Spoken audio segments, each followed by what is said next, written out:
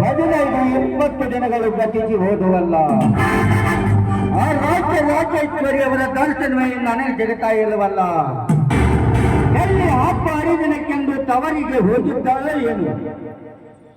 ಯಾವತ್ತಕ್ಕೂ ನಾನೇ ಅವಳ ಮನೆಯವರೆಗೆ ಹೋಗಿ ಬಂದ್ರೆ ಹೇಗೆ?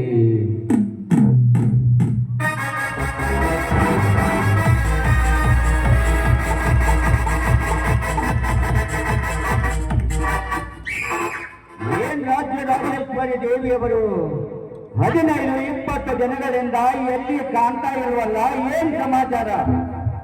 ಮತ್ತೇನು, ನನ್ನ ಪ್ರತಿಯೊಂದು ಕೆಲಸಕ್ಕೆ ಪರಿಹಾರ ಹೇಳೋ ಜೀವಿ ತಾವೇಲ್ಲವೇ? ಮತ್ತೇನಾಗಬೇಕಾಗಿದೆ ನಿಮಗೆ ನನ್ನಿಂದ ಪರಿಹಾರ? ನೋಡಿ, ನನ್ನ ತಂಗಿ ಪತ್ರ ಕಳಿಸಿದ್ದಾಳೆ.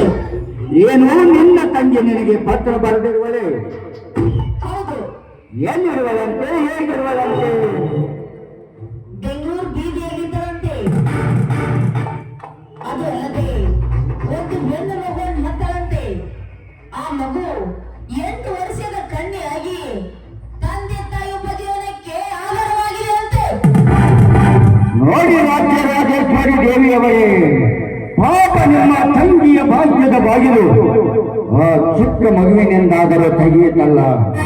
ಅದನ್ನು ನೋಡಿ ನೀವು ಸಂತೋಷ ಪಡಬೇಕು, ಸಂತೋಷನೆ ಪಡಬೇಕು. ನೋಡೋ, ಆ ಭಾಗ್ಯ ಅವಳಿಗೆ ಬೇಕು ಡಾಕ್ಟರ್. ಮತ್ತಾರಿಗೆ ಬೇಕಾಗಿತ್ತು ರಾಜೇಶ್ವರಿ ದೇವಿಯವರೇ? ಅದು ನನಗೆ ಬೇಕಾಗಿತ್ತು. ಏನು, ಆ ಭಾಗ್ಯ ನಿಮಗೆ ಬೇಕಾಗಿತ್ತ? ಹೌದು. ಅದಕ್ಕೆ ನಾನೇನ್ ಮಾಡ್ಬೇಕು? ಅದಕ್ಕಾಗಿ ನೀವು